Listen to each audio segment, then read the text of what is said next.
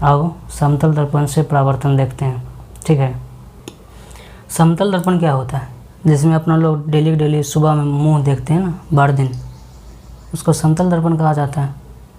जिसमें मुंह देखते हैं कैसा लग रहा हूँ, ठीक ठाक, उसको कहा जाता है समतल दर्पण, यानी प्लेन मतलब समतल, जैसे ये समतल है, पूरा प्लेन है, उसको समतल दर्पण कहा जाता है। जिसमें मुंह देखते हैं, तो उसमें परावर्तन क्या नियम है उसके बारे में हम देखते हैं। समतल दर्पण में जो होता है, सीधा प्रतिबिंब बनता है। सीधा बनता है कि नहीं बनता है, तो उल्टा बन जाता है, मुंह ऐसे हो जाता है, सीधा बनता है। अब आभासी बनता है कि वास्तविक बनता है। आभासी मतलब क्या हुआ, तो उसमें हमेशा आभासी मतलब हुआ कि इतनी देर के लिए रहा, मुंह हटाए प्रतिबिंब हट गया। वास्तविक मतलब हुआ कि पर्दा पर उतारा जा सकता है। ठीक है, तो मुंह हटाते हैं, दर्पण से मुंह हटाते हैं, बस प्रतिबिंब गायब हो जाता है। हमेशा प्रतिबिंब वहाँ तो बनल नहीं रहता है, इसलिए उसको आभासी प्रतिबिंब कहा जाता है। ठीक है, जब तक दर्पण देखिएगा तभी तक आपका उसमें प्रतिबिंब रहेगा। आप मुंह उधर से हटाइएगा, आपका फोटो गायब, इसका मतलब क्या है, आभासी प्रतिबिंब है।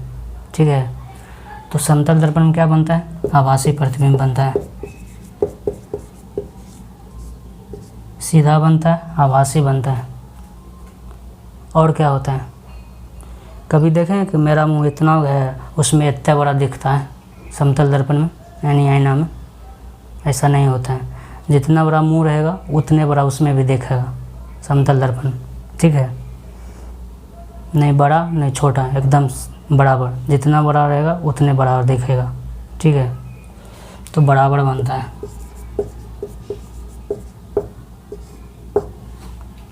ठीक, इसमें और एक बात दिखने को मिलता है, समतल दर्पण में आप देखिएगा तो आपका दाहिना कान बायां दिखेगा, अब बायां कान दाहिना दिखेगा। कभी छू के देखिएगा, ऐसे कहना देखिएगा, जैसे ऐसे ऐना ऐसे देखिएगा, इसमें देखिएगा, अगर दाहिना कान पकड़ते हैं तो उधर से बायां कान पकड़ाएगा, और बायां कान पकड़ते हैं तो दायां कान पकड़ाएगा। समतल दर्पण में ऐसा होता है, समझ में आया। ठीक है, इसको कहा जाता है पार्श्विक विस्थापन। तो समतल दर्पण में दायां कान बायां दिखता है और बायां कान दायां दिखता है, जिसको कहा जाता है पार्श्विक विस्थापन, पार्श्विक परिवर्तन कहा जाता है। विस्थापन अलग होगा, पार्श्विक परिवर्तन कहा जाता है। पार्श्विक परिवर्तन, पार्श्व परिवर्तन।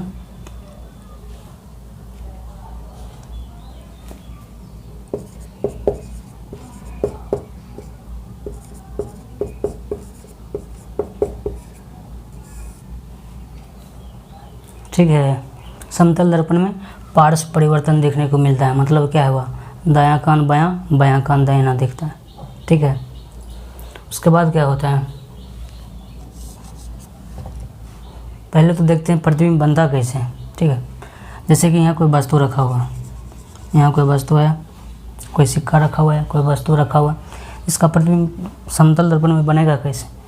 ये समतल दर्पण है, ऐसे करके रखा हुआ है, तो इसमें क्या होगा, यहाँ से किरण गया लंबवत, लंब पर, यानी खंभा पर, लंब पर ऐसे गया किरण, तो इसी पर वापस लौट जाएगा। अभी पीछे तो तुरंत बताए थे लंबवत परिवर्तन, ऐसे गया इसी पर लौट गया। जब हम इसको डॉट डॉट डॉट डॉट करेंगे तो यहाँ आ जाएगा। ठीक है, फिर ऐसे करके एक आपतित किरण गया, इससे टकराया, और जितना एंगल पर इधर टकराया, जितना एंगल पर इधर टकराया उतने एंगल पर इधर लौट जाएगा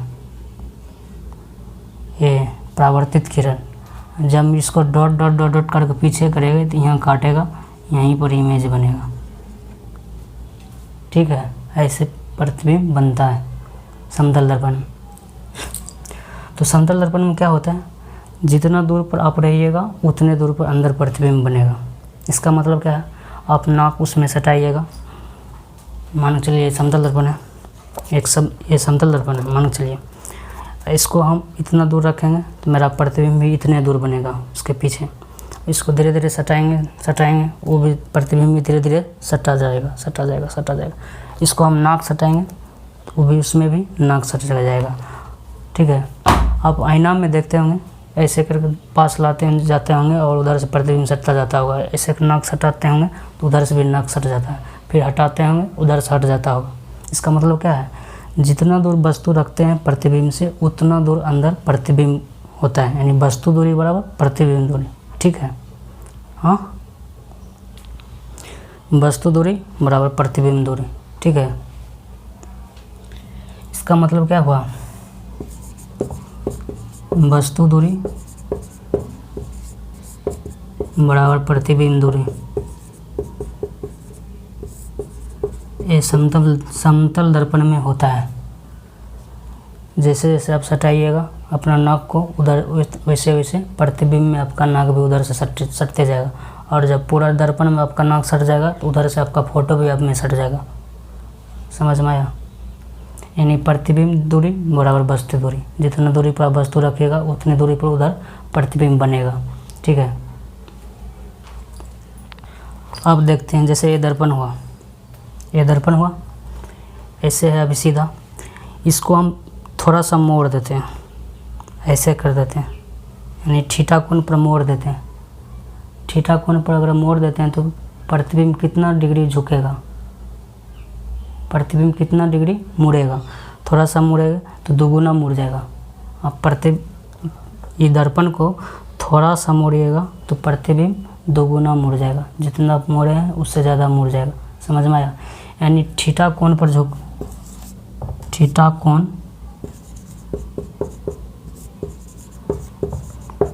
घुमाने पर प्रतिबिंब 2 थीटा घूम जाता है।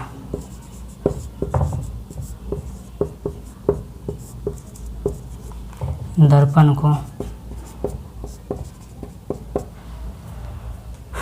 को थीटा कोण पर घुमाने पर प्रतिबिंब 2 थीटा घूम जाता है। ठीक है, समझ में आया?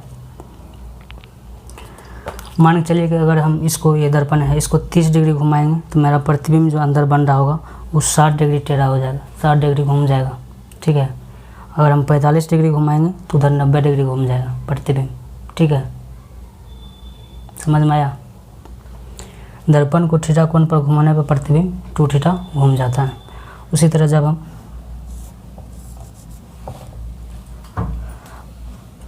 प्रतिबिंब की तरफ, मान के चलिए आईना है, आईना की तरफ हम जितना चाल से जाएंगे तो प्रतिबिंब जो उधर से आएगा मेरे इधर दोगुना चाल से आएगा।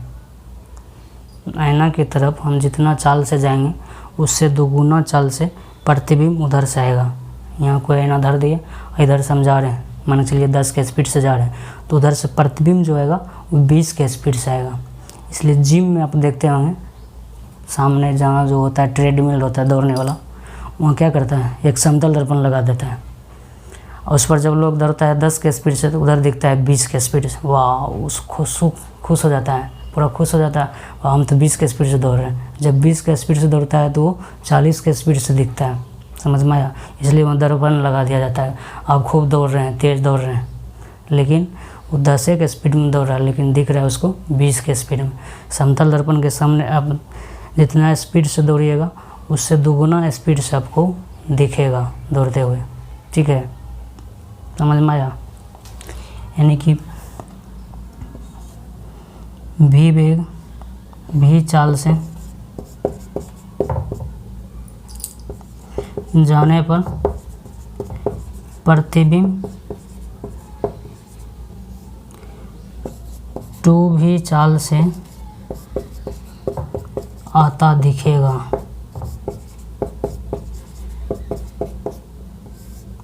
ठीक है, कोई दिक्कत? जैसे कि ये वाला जो है कोण वाला एग्जाम्पल, कितना डिग्री मतलब थीटा डिग्री अगर दर्पण को झुकाइएगा तो 2 थीटा प्रतिबिंब झुक जाता है। तो वो एग्जाम्पल मेरे कैमरा में है, मेरा कैमरा थोड़ा सा मुड़ा हुआ है जिससे मेरा मुंह टेढ़ा दिखता है।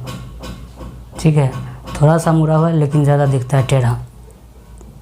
ठीक है, अब क्वेश्चन आता है कि हम अपना पूरा प्रतिबिंब देखने के लिए कितना बड़ा आईना लेंगे। दर्पण मतलब आईना, पूरा शरीर को देखने के लिए कितना बड़ा आईना लेंगे। तो आपको आधे लंबाई का आईना लेना पड़ेगा। मान के चलिए आप 5 फीट के हैं, 5 फीट के हैं तो आपको 2.5 फीट का, कम से कम 2.5 फीट का आईना लेना पड़ेगा, तभी आप पूरा आपका शरीर का प्रतिबिंब उसमें बनेगा। अगर आप 6 फीट के हैं तो आपको 3 फीट का आईना लेना पड़ेगा, तब आपका पूरा प्रतिबिंब उसमें बनेगा आईना में।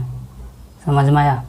ठीक है, यानी आधे लंबाई का दर्पण लेने पर पूरा प्रतिबिंब बनता है।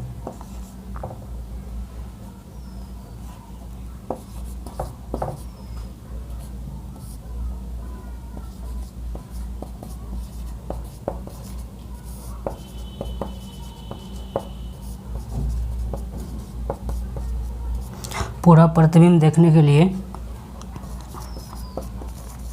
आधे लंबाई का, अपने से आधे लंबाई का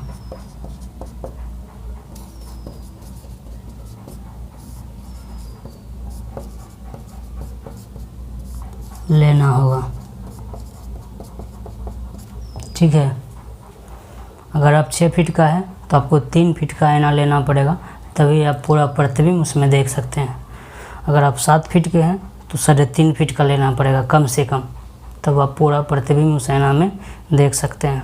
ठीक है, अब देखते हैं कि 2 आईना ऐसे अगर सटा दिया जाए कोण पर, जैसे आप सैलून वूलून में देखते होंगे 2 आईना लगा रहता है, एक इधर ऐसे कर। ठीक है, तो कितना प्रतिबिंब बनेगा? सैलून में आप देखते होंगे कभी 3 बन जाता है, कभी 4 बन जाता है, कभी 5 बन जाता है, 4 नहीं 5, कभी 7 बन जाता है, किसी सैलून में 9 प्रतिबिंब बन जाता है। तो कितना एंगल पर आता है? बाल कटाने जाते होंगे तो देखते होंगे 3, 4, 5 प्रतिबिंब बन जाता है। तो कितना एंगल पर रखने पर कैसे प्रतिबिंब बनता है उसके बारे में देखते हैं। देखिए 2 दर्पण है, यानी 2 आईना है, एक ये वाला, एक ये वाला, ये वाला 2 दर्पण है। इसको थीटा कोण पर ऐसे कर लगाया गया, झुका कर लगाया गया। समझ में आया? ऐसे नहीं रखा जाता, थीटा कोण पर झुका कर रखा जाता है। तो इसका प्रतिबिंब की संख्या कितना हो जाएगा? तो इसका सिंपल सा फार्मूला है 360 डिग्री बटे थीटा। ठीक है, अगर ये हमेशा इसका जो आंसर आएगा हरदम विषम संख्या आएगा। विषम संख्या मतलब क्या?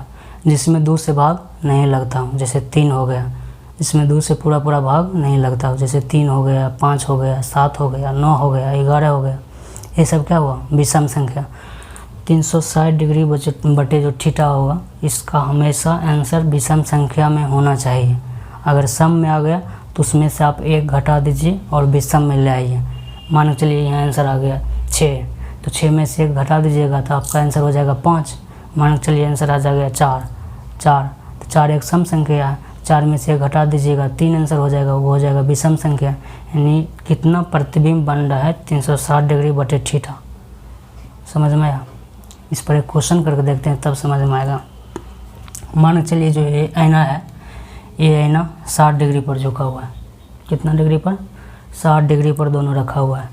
तो 60 डिग्री पर रखेंगे तो कितना हो जाएगा? 360 बटे 60, यानी 36, 6 यानी 6। ये आ गया सम संख्या, लेकिन आंसर आना चाहिए हमको विषम संख्या। आपको बता ही दिए आंसर आना चाहिए विषम संख्या। तो सम संख्या आ गया, तो इसमें से हम क्या करेंगे? 1 घटा देंगे। 1 घटा देंगे तो कितना हो जाएगा? 5। यानी इस तरह से अगर 60 डिग्री पर एंगल, 60 डिग्री के कोण पर अगर हम दर्पण को रखते हैं, समतल दर्पण को, तो 5 प्रतिबिंब हमको दिखाई देगा, यानी 5 फोटो दिखाई देगा। ठीक है, अगर सैलून में 60 डिग्री कोण पर अगर वो आईना लगा हुआ है तो हमको 5 गो फोटो दिखाई देगा। ठीक है, और दूसरा देखते हैं 40 डिग्री पर। मान चलिए 40 डिग्री कितने हो जाएगा? 360 बटे 40 कितने हो जाएगा? 9 चौका 36 बराबर कितना हो जाएगा? 9। देखिए ये आंसर आ गया विषम संख्या, तो इसमें आपको घटाना नहीं है। क्या आंसर विषम संख्या आ ही गया तो हमको घटाना क्या है? इसमें घटाना नहीं है, काहे कि 9 विषम संख्या आ गया। तो इसमें टोटल प्रतिबिंब कितना बनेगा? 9। कितना प्रतिबिंब बनेगा? 9 प्रतिबिंब बनेगा। जब आप 40 डिग्री पर आईना रखेंगे सैलून में तो आपको 9 फोटो देखने को मिलेगा। ठीक है, कोई दिक्कत नहीं। अब मान चलिए कभी कभी दशमलव में आ जाता है, कभी कभी मान दशमलव में आ जाता है, तब क्या करें? मान के चलिए कि यहाँ आंसर आ गया दशमलव में, सम भी नहीं आया, विषम भी नहीं आया, दशमलव में आ गया, तब क्या करें? मान के चलिए थीटा का मान 50 डिग्री दिया हो, थीटा इक्वल टू 50 डिग्री दिया है, तो कितना प्रतिबिंब बनेगा? 360 डिग्री बटे 50 31, 5 सते 35 यानी 7.5, 7.5 अति 7.2, कितना आंसर हो जाएगा? 7.2। तो 7.2 तो प्रतिबिंब बनेगा नहीं, 7.2 प्रतिबिंब बन सकता है? नहीं बन सकता। तो ये पॉइंट को हटा दीजिएगा, ये पॉइंट को हटा दीजिएगा, आंसर हो जाएगा केवल 7। ठीक है, आंसर हो जाएगा केवल 7, पॉइंट को हटा देना, आंसर हो जाएगा केवल 7। ठीक है, अगर दशमलव में आंसर आ गया तो दशमलव वाला पॉइंट को हटा देना, दशमलव के बाद जितना पॉइंट है उसको हटा देना, जो एक्चुअल अंक है वो बस वो हो जाएगा, 7 है 7 हो जाएगा। ठीक है, अब मान के चलिए अगर थीटा इक्वल टू 0 डिग्री दे दिया, कितना दे दिया? थीटा इक्वल टू 0 डिग्री, यानी कि दोनों समांतर हैं, ऐसे रेल के पटरी जैसे, रेल के पटरी जैसे पूरा समांतर है, आमने सामने ऐसे रखा हुआ है, तब कितना प्रतिबिंब बनेगा? दोनों दर्पण जो है ऐसे रेल के पटरी जैसे समांतर रखा हुआ है, तब कितना प्रतिबिंब बनेगा? यानी थीटा इक्वल टू 0 है, समांतर है मतलब 0 डिग्री है, तो 0 डिग्री हो गया तो कितना हो जाएगा? 360 बटे 0। आप जानते ही हैं, मैथ में पढ़े होंगे कि नीचे में 0 आने के बाद क्या होता है? मान अनंत हो जाता है, तो इसका मान कितना हो जाएगा? अनंत, यानी अनंत प्रतिबिंब बनेगा। ठीक है, समांतर रखने पर, दर्पण को समांतर रखने पर आपको अनंत प्रतिबिंब देखने को मिलेगा। ठीक है, आप स्क्रीनशॉट लेना चाहते हैं तो ले सकते हैं, और ऐसे डिस्क्रिप्शन में आपको PDF मिल जाएगा। इसके बाद कुछ क्वेश्चन करते हैं अरिहंत की बुक से। ठीक है, तब और कॉन्सेप्ट क्लियर हो जाएगा। चलिए कुछ क्वेश्चन देखते हैं, आपको स्क्रीन पर क्वेश्चन दिख रहा होगा, हम मोबाइल में देखते हैं कि हमको नहीं दिखता है क्वेश्चन। ठीक है, क्वेश्चन कर रहा है, कोई मनुष्य समतल दर्पण की ओर 50 सेंटीमीटर की दूरी से 10 सेंटीमीटर प्रति सेकंड के वेग से चल रहा है। 3 सेकंड के पश्चात मनुष्य और उसके प्रतिबिंब के बीच की दूरी क्या होगा? मान के चलिए कोई समतल दर्पण है।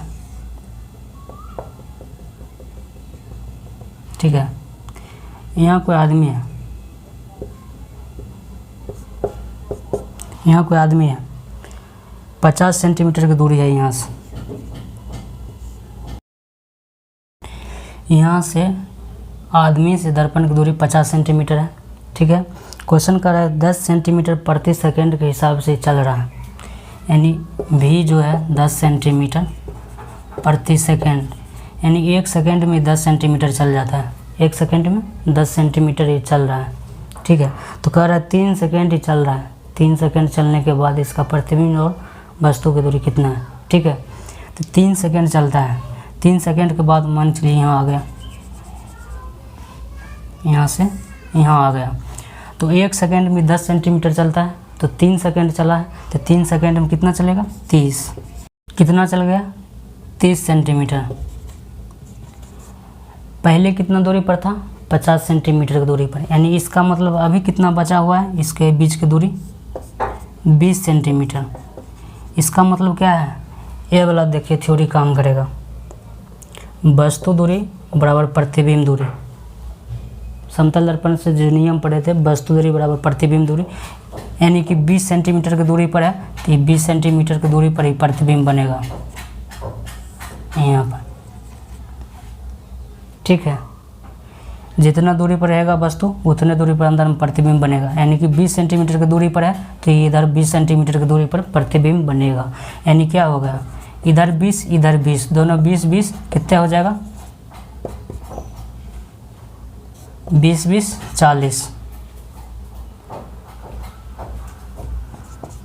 40 सेंटीमीटर, यही हो गया आंसर। ठीक है, समझ में आया? एक और क्वेश्चन देखते हैं। अगला क्वेश्चन कर रहा है, यदि समतल दर्पण को 10 डिग्री घुमा दिया जाए तो परावर्तित किरण कितना डिग्री घूमेगा? तो अभी आप पीछे ही बताए थे थ्योरी में, थीटा कोण दर्पण को अगर घुमाइएगा, दर्पण को थीटा कोण पर घुमाइएगा तो प्रतिबिंब जो होगा 2 थीटा घूम जाएगा। ठीक है, तो परावर्तित किरण मतलब वही प्रतिबिंब, तो कितना हो जाएगा 10 डिग्री पर घुमा रहा है तो 20 डिग्री हो जाएगा। इसका आंसर हो जाएगा 20 डिग्री आंसर। ठीक है, कहीं 10 डिग्री पर घुमा रहा है तो उससे दोगुना से घूमेगा तो 20 डिग्री हो जाएगा। ठीक है, कोई दिक्कत?